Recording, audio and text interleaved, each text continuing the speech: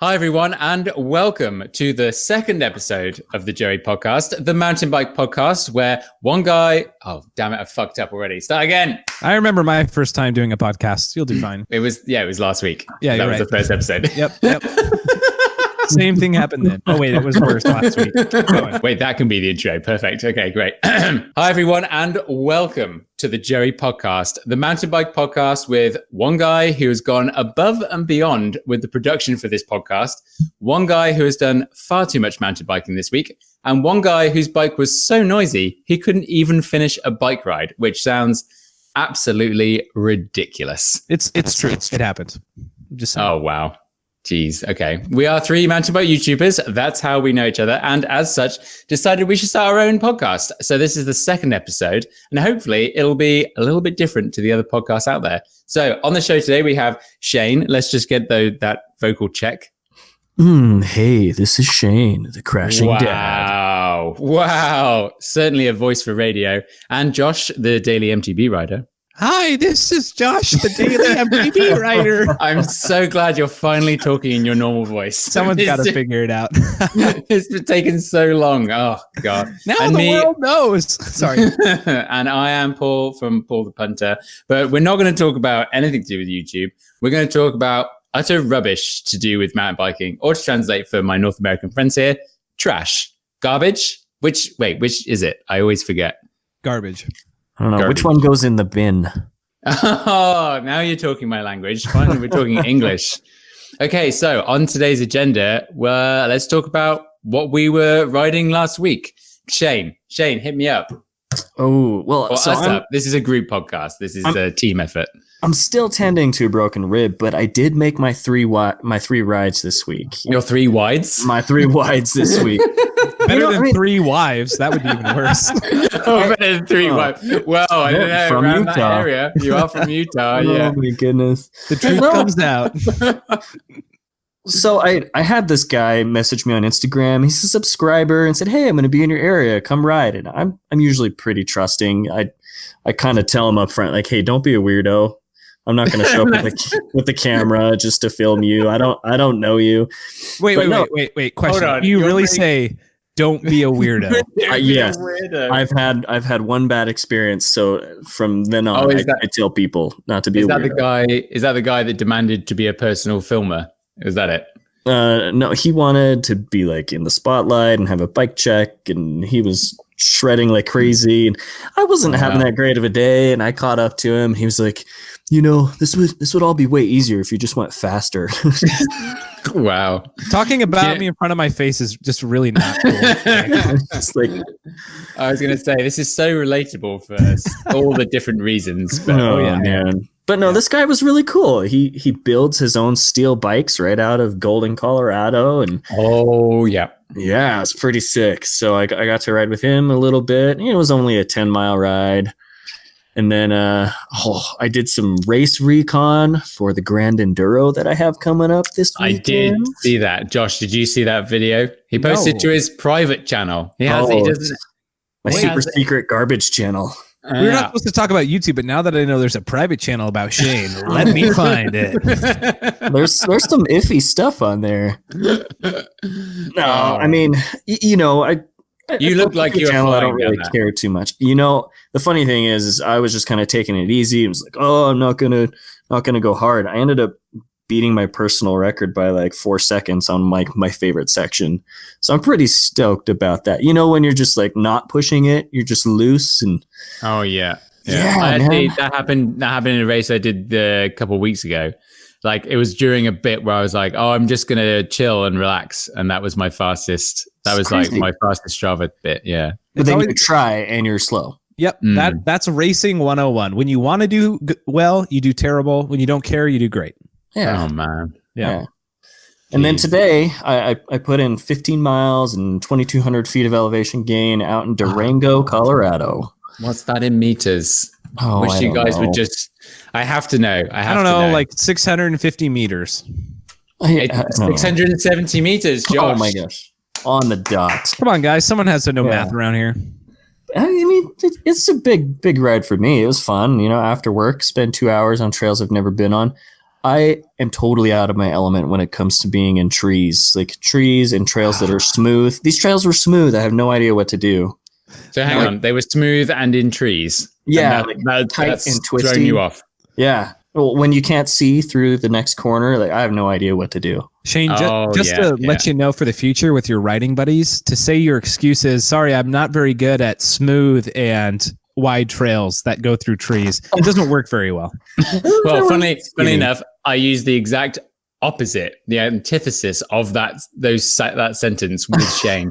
I said, no, guys, these trails are really rough and there's no trees. And I'm not joking, Josh. I said, there's no trees here. I don't understand what's going on. Man. My brain does not compute where to go. Well, it's like, but the trees give you a sense of speed as well. Like, you know, because you see them going past, and when there's nothing there, it's kind of quite disorientating. I think that's fair. I think that's bordering on legit. I'd say it's definitely just over the barrier. Maybe. I haven't ridden without trees, so I can't speak to it. So I'll just say you're wrong. Yeah, thanks. That's great. Such is the early theme of this podcast, already developing a canon, you could say. Yeah. Okay, but that's pretty cool. I don't really know anything about Durango. You know, neither do I. It was just a lot of climbing and hills and forest. It's like I think it's a tourist town in southern Colorado. It's really cool though. Yeah. I literally rode from the door of my hotel to the trails. It was freaking awesome. Yeah. Does the hotel have a hose? That's normally like the dream. No, I don't think. This is only the Quality Inn. Does the hotel have a hose? What kind of question is that? No, not like that. Like a spray, a water. Wait, hold on. I've really got to be careful now. No, like a water hose. No, I know what you're talking about. But Josh, why are you taking this podcast into just depths of horrible? No, I'm saying like I could imagine. We can't not have explicit. If we're going to try and sell out on this podcast, we have got to be family friendly. The Joey Podcast, NC-17. Yeah. I could just imagine Paul calling the Quality Inn. Hello, do you have a water hose I can use for my bicycle? And they'll be like, what do you? Why would you ask that? Well, I need to know. It's a nice Scott mountain bike. Like, why would you ask that? Ridiculous question. I have nothing. What if it gets dirty, you idiot? Of course, that's when you need a hose. Who else in the world, when going to a hotel, would ask if there's a water hose? Well, I mean, now I think water hose sounds a bit daft, but like, of course, you got to check out if you can clean your bike. Because what if it gets dirty and then you just walk through the hotel? I didn't realize you were so rude as to just carry your muddy bike and yourself through the lobby. Well, places like Moab I think they have hoses out there for you, or they might have like bike storage. If your bike is dirty, you put it in their closet. Never in a million years would I put my bike in a bike storage facility if I was going away. Would you guys? No way. They have like a tag, and they give you the tag. And oh yeah, like in a nice hotel, I definitely like with the bike valet thing. They lock it. Yeah, it's good. Like, that's fine. But if it's like, oh, please go and use this shady looking cupboard 20 feet away from the building, no, thank you. Cupboard. Sounds like Harry Potter up in here. What the? That is a transatlantic word. No. What did you say then?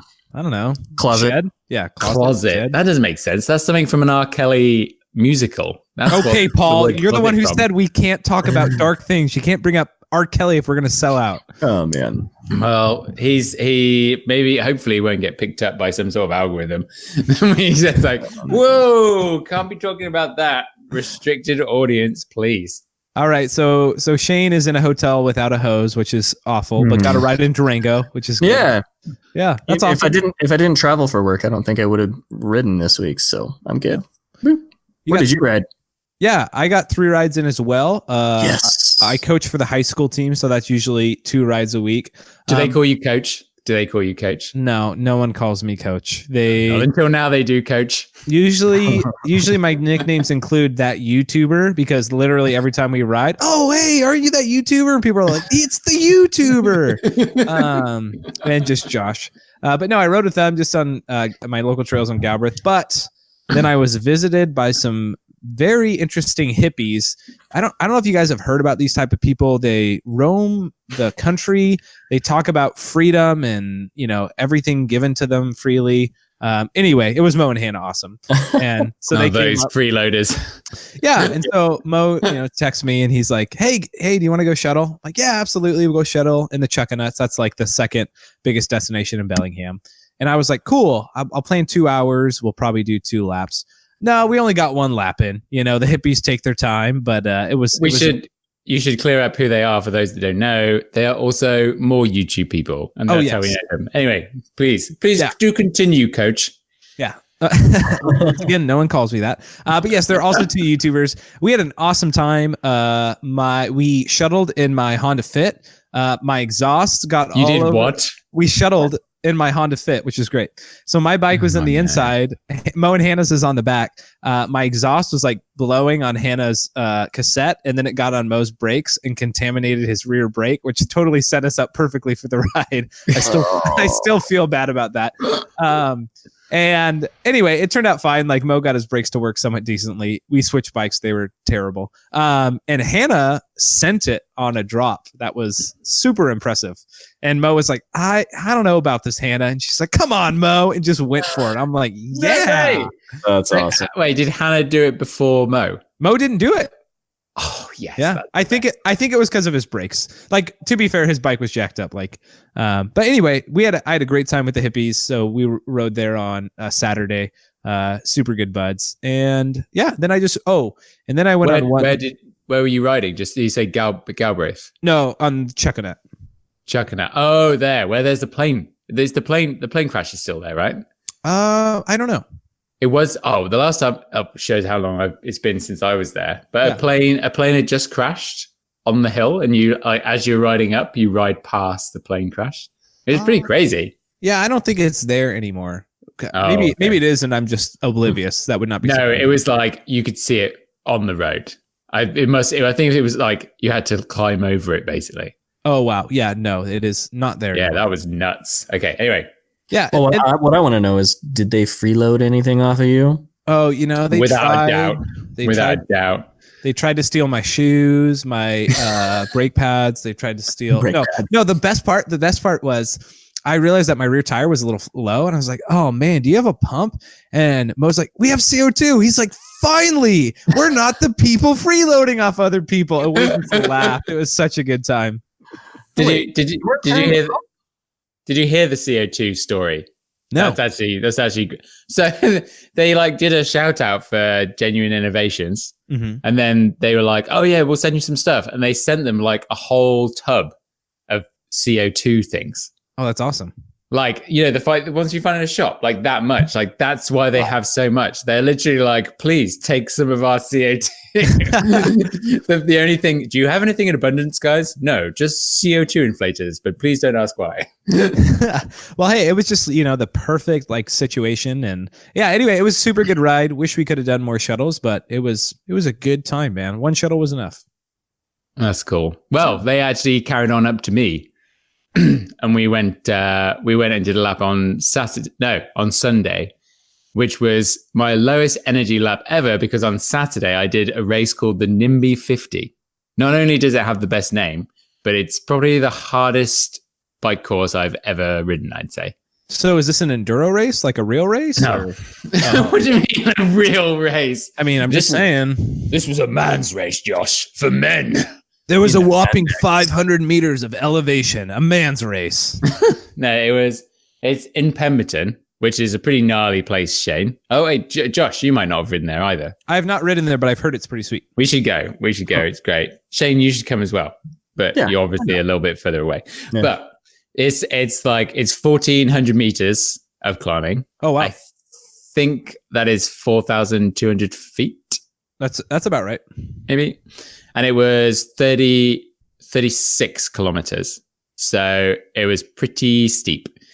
And as we talked about last week, I had a big crash. And I've got this is all strapped up. You can see some of the tape there for the viewers. Well, Paul put tape on his injury to have an excuse to show people. That's really good. Exactly. That's the only reason I did it. Yeah. But I was like, because Whistler really did me in again last week. So, Paul, you're like a drug addict, man. You're like, Whistler did me in again, but I just keep going back to get my fill. Yeah, it's so dumb. The stupid A-line trail, which is like the one with technically least bumps in it, is actually the roughest.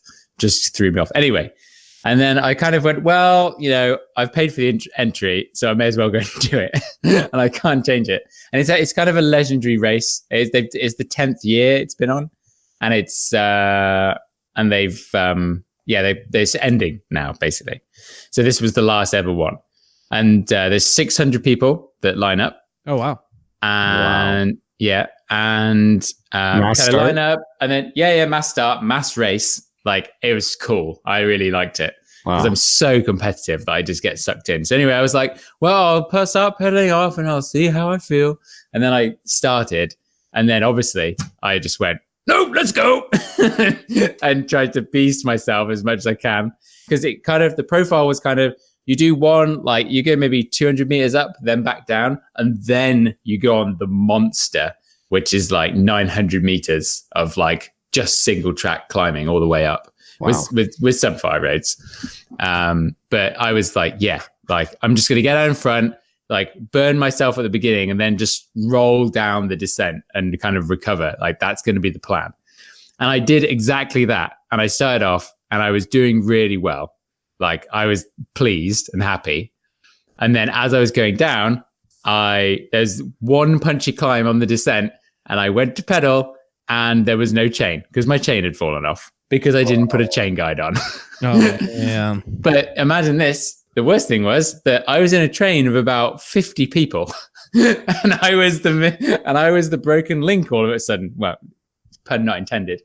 And then I just like go to pedal, and there's nothing there. And literally my pedal spin around at about 200 RPM. And I'm like, oh my God. I just kind of dived off to the side of the trail and yelled, my chain's off.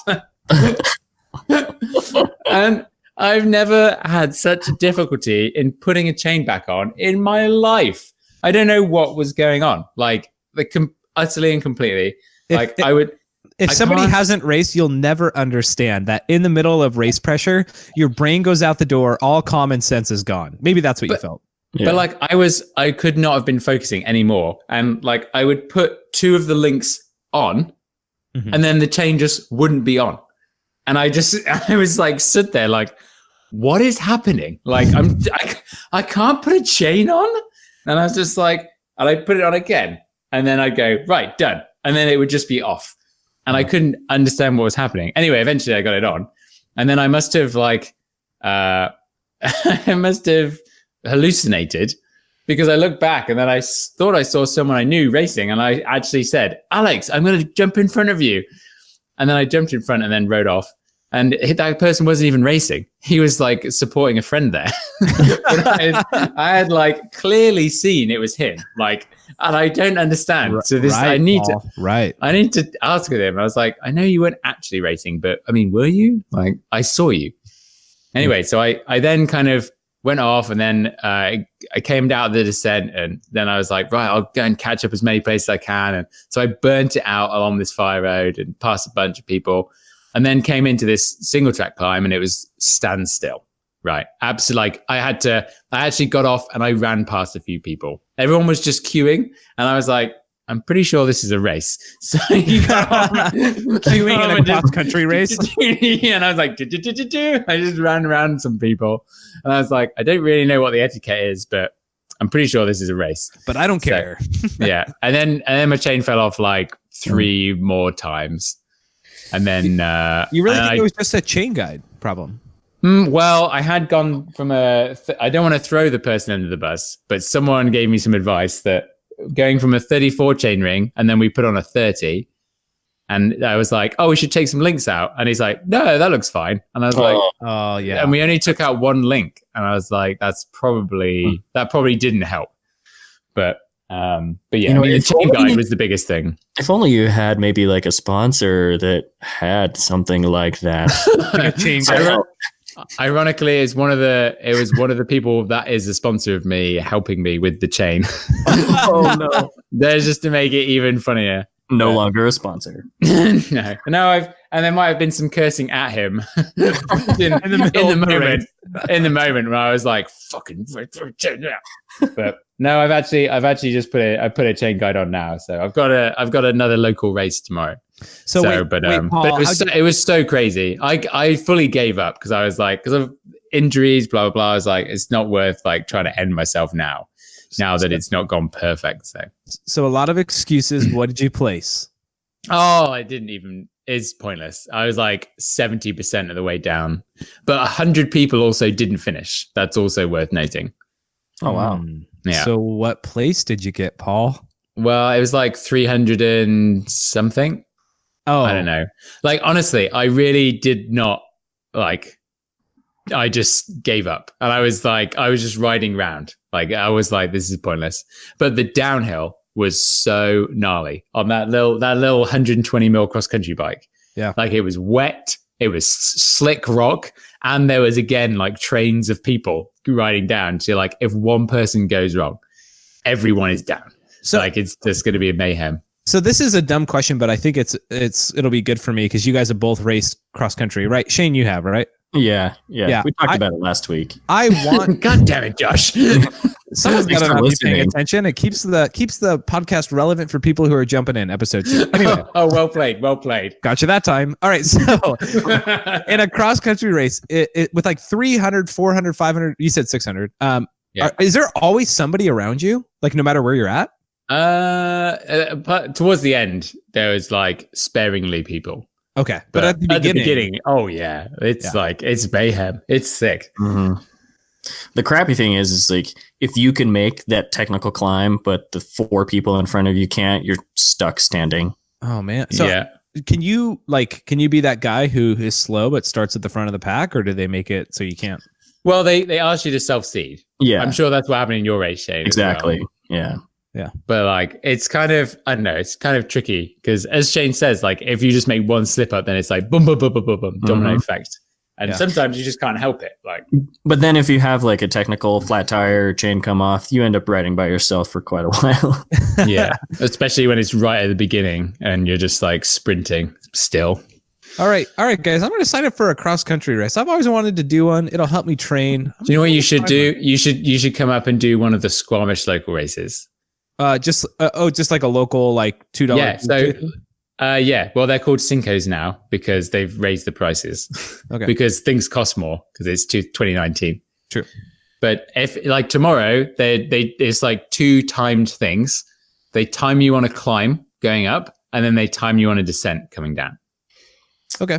Okay, I'm looking at the NIMBY 50 2019 results, and there's only one Paul, and it's not Paul Haysom. Oh, what category are you looking in? I might have found the results, guys. Everybody. Which ones are you looking? Where are you looking at? Well, I actually found. Wait, is it just a last name? Because if it's just a last, because it might be like P Haysom or something. I have the exact results. I was just not going to throw Paul under the bus, but since Shane brought it up. Oh no, you can throw me under the bus. I'm like, I gave up. And it was really weak as well because one of my friends. So Paul, let's stop with the excuses and jump to the results. Paul Haysom got 45th place out of 56 for his age bracket. Nice. His overall time. No, not nice. That's terrible. His overall, that's pretty bad. His overall 3 time. 3 hours 52, which in his age bracket was an hour and 15 minutes behind the first person. Yeah. Do you understand how competitive the 30 to 34 age group is? But if you're losing your chain, I don't know. I can sympathize. Listen, it wasn't just losing my chain. I gave up. I was literally I was going I was talking as I was going up the climbs with people. All right. So I was just like, I'm just riding it because I don't want to risk an injury. Once again, no more excuses. So the number one man, Ricky something, got 2 hours and 15 minutes. Number one woman, insane. Yeah. Sona Looney, which a lot of people know, she got 2 hours and 50 minutes. So Paul, you were slow. Yeah. Oh no. I was slower than a world champion man biker. Oh no. No. I'm just saying in general you are slow, but that just shows you in comparison to a pro. Yeah, I would not expect you to get close to something. But so once again, I was legit just kind of stopped. I was eating like every food stop. I was stopping having a break, having a thing, having some tea. Yeah, if only they had tea. It's kind of a weird feed stop, actually. I mean, they had the obvious Cliff Bars, they had some fruit, but then they'd have Coke. I swear I haven't seen like Coke in like so much, like as the number one thing that you should drink. Like they obviously had water and they had Noons there as well, which was pretty good. It was a big deal on road biking, the Coke. Really? Is this gains I was missing? I mean, Ironman triathlon, they give you Coke. It's sugar, right? No way. Really? Yeah. Oh, yeah. Oh, crap. I was worried that I was going to have it and then just kind of like crash. Not actually crash, but like energy level crash. Because you just get such a spike and then come down. No? I don't know what the reasoning is behind it. I think you just drink a bunch of Coke and try and ride that high. Ride the wave, bro. Oh, man. Yeah, maybe I should have tried it. Well, when I did the Enduro World Series in Ireland, like the last feed station before the last stage, they only had Coke left. They didn't have any water, and I remember having Coke and just like feeling really shit afterwards. Yeah. That's why I was like, I'm gonna avoid this. All right, enough talking about cross-country racing. I'm going to sign up for one, and we can talk more about it later. Let's move on. Let's talk about what are you up to tomorrow? Come up to Squamish. Come up and race this in the evening. Oh, Paul, I have responsibilities, man. I can't just drop those. There's a song for that. What does that mean? Mm. Oh, speaking of song, wait, do we have an intro yet, Sheyn? No, we need to get like 5 episodes in with a sponsor for the song. We don't. Well, come on. Like he does have a point there with the sponsor, Paul. I don't have my guitar. Whoa. No, we need it like pre-recorded so I can post-edit it in. Yeah. I'm looking for like a barbershop quartet kind of thing. What do you reckon, Josh? I think something like that. Podcast. I mean, yes. No. Wait, what did you say? No. Let's not repeat that and hope that no one's going to skip back and try and listen to that again. No. Yep. Oh my God. But then also we were meant to have a Joey of the Week jingle and we don't have that either, Shade. Is that what you're breaking to us? Yeah, we don't have it. Okay, give me something now. Give me something now. We need the jingles. If this is Joey of the Week. Oh. No. Yes, make that the next time. Joey of the Week. Yes. That would be good. I would like that. Anyway, we have a bunch of nominations I see here for Joey of the Week. Oh, we have more than one? Josh just gets it every week, right? Well, that goes without saying, I think, Sheyn. I think you're completely right. Yeah, exactly. But I think really, I mean, we'll go through all of these, but really, Aaron Gwynn leaving his bike in the car in Scotland and then it being robbed. I think that's a Joey move. I think that should be you're Joey asking move. for it. Was that this week? Yeah, that was like last night or something. What? So he like in a huge, intense, branded van, he leaves it probably outside the equivalent of a Quality Inn in Edinburgh, which it's a nice place, but I mean, if you're going to have something right there to pinch, it's going to get pinched. Oh. And they had the window broken in and they've taken his race bike. So he doesn't have his race bike. I'm sure he has a backup and I'm sure they can get it pretty closely dialed, but that's well, you'd be surprised. You'd be surprised. It's not that easy. Really? Yeah.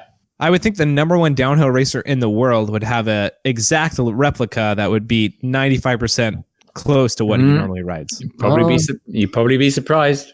He has a large and an extra large, right? Yeah, he has two sizes. Just doesn't know which one he wants to ride on that day. That's weird. Yeah. Racer problems. Anyway, so Sheyn, why are you Joey of the Week? Why am I Joey of the Week? I don't know.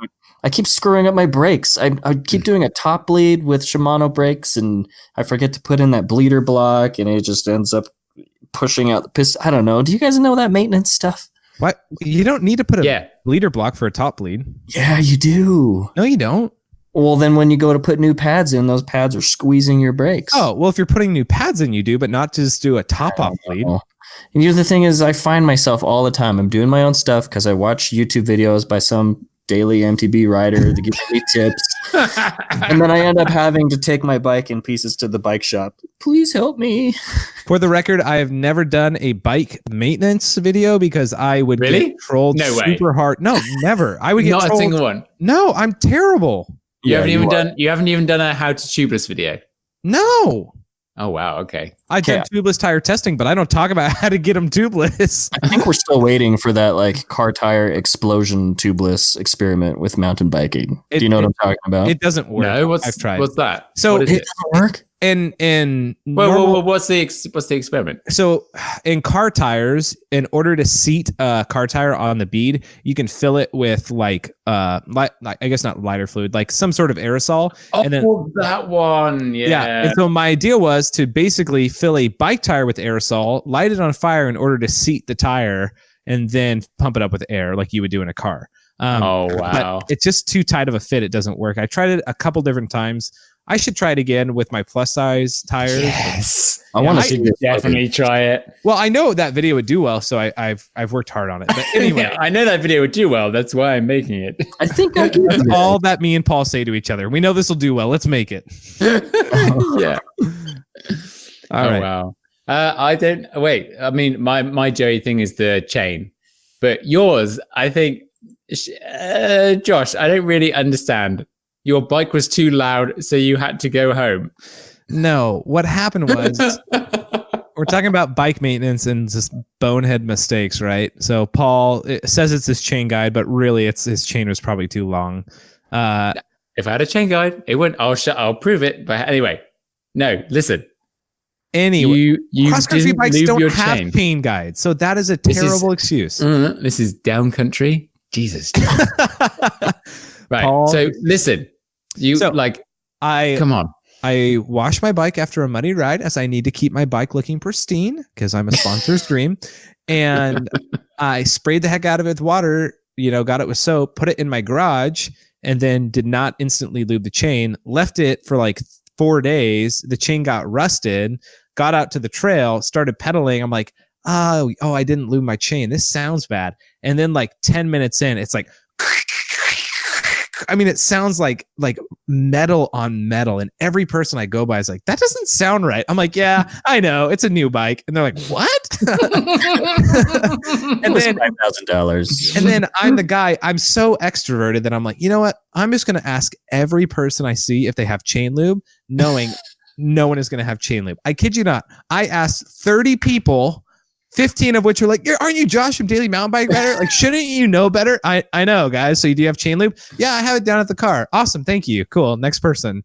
And then finally, like I was going to do the super long climb, but halfway up my climb, I'm just like, my ears are bleeding. It sounds like I'm just rubbing away metal. And so I'm like, I just have to give up. So I made it up one lap and went right back to the car. That sounds actually quite fair. Although, yeah, there's always someone that, let's talk about the other person that's like, that says they have something, but points out that it's back in the car. Oh yeah. I had a friend do that the other day. It's like, it happened like 4 times. It's like, does anyone have a shock pump by any chance? And he was like, oh yeah, I do. It's like, oh cool. But it's back in the car. It's like, why did you phrase it like that? Like, why did you say that? I own one of those things. Oh, I don't have it on me. What are you, crazy? Of course I own one. Isn't that what you were asking me? Just if I had one? Yeah, I'm the guy who does that too. I just think it's hilarious. It's like a dad joke, man. It's just easy. Well, Sheyn knows a few things about dad jokes. As to you, yep. I have no idea though. True. So anyway, do I get the Joey of the week? I don't think no, Sheyn Gwyn definitely gets Joey of the week. Right. The hardest ride you've ever done, gents. That's a good question. This is a great topic. Well, I assume this was you, Josh. Because of course it was. This shared document that we're working off is so organized, it has to be. It's definitely not being Sheyn, I don't think. I'm a pretty organized person. People don't realize that. So yeah, I thought it would be a great question. What's the hardest ride you've ever been on? And really, is this physical or is this like? So I'm going to say no, because then you guys will talk about cross country and no one wants to hear about that. I'm talking about like the most difficult, challenging downhill trail that we've ever ridden. And really the question that I ask everybody who talks about these type of rides, like, did the trail leave you wanting more, or did it have you, did it have you heading for the door? Like, were you like, I never want to do that again? Or were you like, that was so crazy, I want to go find more like that? So who wants to start? Let's start with Paul. The hardest. So I'd say the scariest day of my life would be times 3. I think the number one was I tried to ride the Champery downhill track. Okay. Have you seen, let me put it in layman's terms for you, Josh. Have you seen I appreciate this, Paul. Hey, no problems. A guy called Danny Hart, he did a insane race run down the wettest thing. And the commentator's like, how does he sit down with balls that big? And just go mental. I've heard of Danny Hart, but I've not seen this clip. You must, Sheyn. You must. I've seen it. I've seen it. This is way famous, and he wins by 11 seconds. It's amazing, and the commentators are just going crazy. Anyway, okay, it's the commentating is the best part. Yeah, it's really good. I think that was the last time that they were allowed to drink in the commentary box. Are you serious? Yeah. And then and then Red Bull got it, and then that was all over. Oh gosh. But it's so steep. You start off at the beginning, right? Obviously, where else would you start? You go over the beginning, and you can see the floor where you're eventually going to end up. It's that steep. It's just side, all the way down, and it is so scary. But nowadays, I rode that in 2013, and I was scared out of my brains. And then a couple of years later, people are doing it on their trail rides, they're pedaling to the top and then riding down it. So, this is one of the things I'm going, when I get that new downhill bike, I'm going to go and try and ride that track again to see if I can do it again. So that's in your mind, the hardest trail you've ever ridden downhill? That was without question the scariest day. There's a couple of others Ride Don't Slide back in 2014, because it's different nowadays. That was incredibly hard, and I was I'm never going to do that again. Which is right outside the Whistler Bike Park, in case you guys aren't aware, and renowned for being super difficult, but super fun. Nowadays it's nowhere near like it was, for sure. Yeah. And then there's this other trail in Pemberton actually called Gravitron. There's a few Gravitrons around the world, but this thing, I just remember it's just like a rut. And it's just straight down a very steep mountainside, and you can't see where you're going to stop. Oh wow! It's so strange. That was another scariest day, and I was like, "Why are we even here?" So, Paul, did that trail leave you wanting to do it again, or no, not at all? Okay, good. Why would I want to? That was the 3 scariest days of my life. Although I guess I tried Ride Don't Slide again, and I did it way better. Yeah, but it's not really the same as it was. All right, and how about you, Sheyn? Mine would have to be, I had just started mountain biking, and I was demoing bikes, and my friend Kyle said, hey, let's go ride the whole enchilada tomorrow. I was like, okay, I'll get a demo bike for that. And I actually got the Altitude, which is the bike I ended up buying. But so we went out and we shuttled to the whole enchilada. Paul, you've done the whole enchilada, right? Oh, yeah. Yeah, I've seen your video on that. What about you, Josh? Have you done the whole enchilada in Moab? I've eaten a couple enchiladas, but nothing. Nothing this afternoon. Oh yeah, no, I think it was July, and so the whole enchilada is 27 miles of track, which is 43 kilometers. It is 2,300 feet of climbing, which is 701 meters. 8,800 feet of descending, which is 2,682 meters. Impressed. Oh, yeah. I'm doing all this for Paul. It's a long way down. And nobody else listening cares. And I know, really. But for me, it was a really long ride. It's a very challenging ride. But deciding to do it not only the night before, but in July, we hit 107 degrees Fahrenheit, which is 41.67 degrees Celsius. How are you doing these? Wait, hold on. He did all these calculations knowing he was going to tell the story. It's great. Yeah, smart man. Yes, I saw. I knew I'd have to do it for Paul because he's slow, but he's metric. The trail was hard, but it really was the conditions. Not only having it be like a last minute huge epic all day ride, but doing it in 107 degree weather we brought 4 liters of water and we ran out with 10 miles to go. It was horrible. We were stopping at every single shade spot. We'd ride for a little bit more, stop for a little bit more, try and cool down. I will say though, at on the trail, I didn't want to touch a mountain bike ever again. But once we finished and got our Gatorades at the gas station, like, oh man, I wanted to come back for more. Like, that's kind of how it is for me. In the moment, I don't want to touch a bike. I don't want to see a bike. I hate it. But then when you finish, you've gotten through all that suffering and you know that you can do it. Like, oh, I want to come back for more all the time. Yeah. Yeah. That's super good. Yeah, at what point did you like, cause it's the long 4x4 track. That's where you want to just end yourself. Because of the climb or the descent? No, it's just like needlessly long and just like annoying. That's the only way I describe that 4x4 track. Yeah. It was right about there.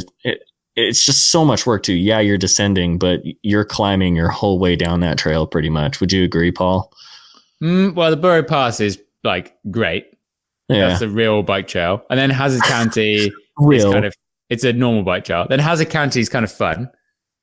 But the Porcupine Rim is like, well, Upper Porcupine, you're like, yeah, it's okay, whatever. There's a one really cool rock section. Oh yeah. And then the 4x4 track. And it's just like a grind. It's really rough. And it's just all the way along. But then the last bit is amazing, isn't it? I still think it's worth doing, even if you suffer through and run out of water and it's really hot. Such a good ride. Yeah. I'll come back down to Moab again in the winter for sure. Yeah. Can you hear me? Can you see me? Yeah. Did you just drop out or something for a second? No. Oh no, you just went. Do you know what? I actually thought you went. I actually thought you were starting a sentence, and I bet Josh did as well. It's like going, you, yes, you. Yeah. Yeah. Please continue. Waiting. You don't know.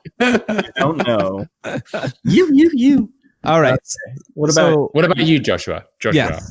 My hardest ride. So it's usually unsanctioned trails. If you're not familiar, these are trails that are built on property that is not set up for mountain bikers to come and visit, but people do anyways.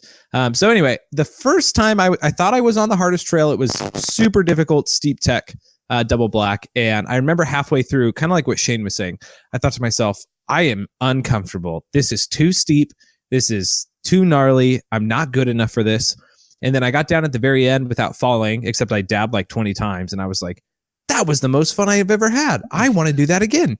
And then I said that to one of my friends, and they're like, oh, dude, if you like that, we have a trail even better. So I was like, okay. And so, mind you, this is with kids from my high school team. And so I go to this trail, and they're like, it's like 3 high school 16-year-old boys who all shred harder than the 3 of us on this podcast combined times 2. And they're like, oh, Josh, you're good. You'll do fine.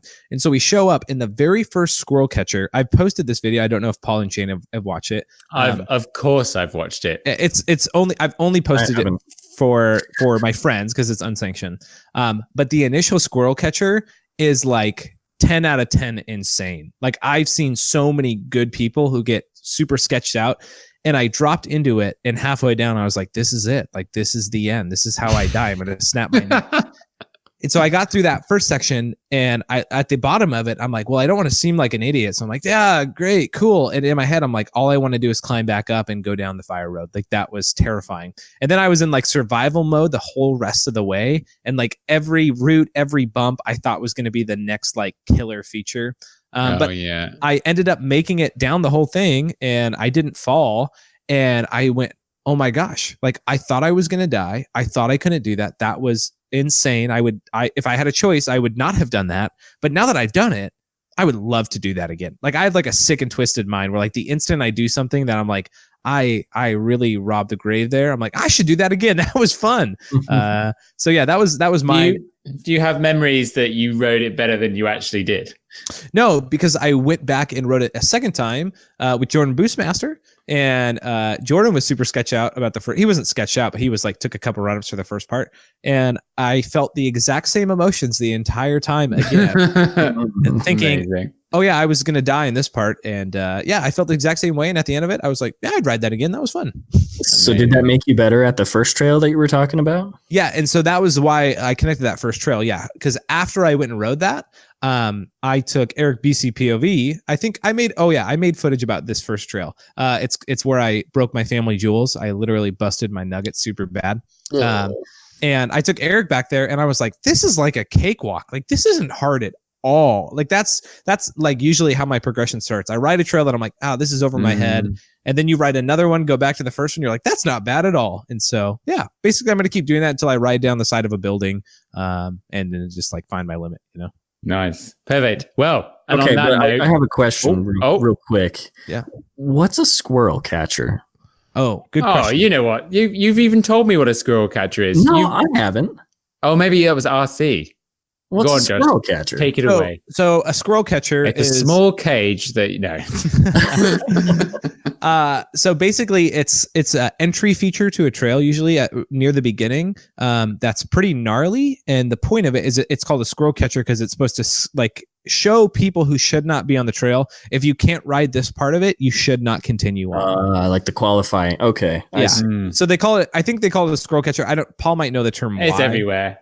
Well, I don't know. It's just like, just funny, isn't it? Squirrel catcher. It's kind of like if you're not good enough like on the lunch loops, that bit right at the beginning, there's a little drop. Yeah. We call that the qualifier. The qualifier, that's the squirrel catcher. Yeah. So on A-line, they have like a little tiny drop, and then they have the actual like wooden drop off, and those are squirrel catchers. If you can't do that, don't keep going down the trail. Yeah, that's it. And on that note, we'll wrap this up. I still don't know a good sign off. Guys, have you thought of a good sign off yet?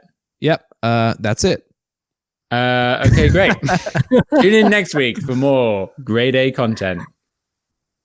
Bye. Bye.